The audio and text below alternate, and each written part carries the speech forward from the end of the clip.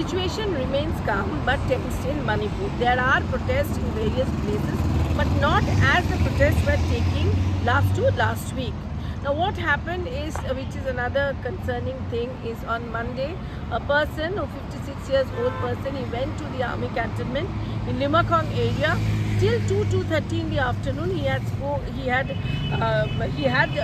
contacted his family, he had a talk with his family, but after that, he was not available in phone and he is not being traced out, he is missing. He is also a Methi, now that is also an area of concern. There, the Chief Minister, Biren Singh, has himself expressed concern on this, and the Manipur police is trying everything to find about his whereabouts. There was another attempt on 22nd November. There was another kidnapping attempt which was spotted by the Manipur police and the person was recovered.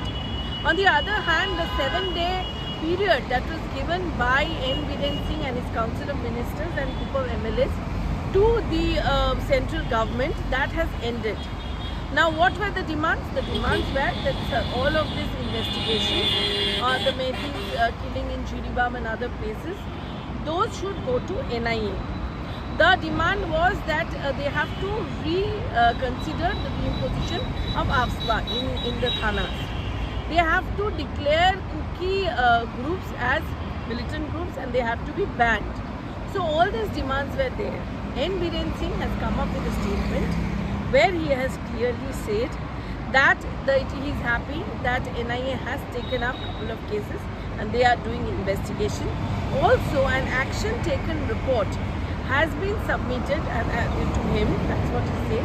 He has the details of that action taken, that action that has been taken by the Home Ministry, by the central government, that's there with him, that is his claim.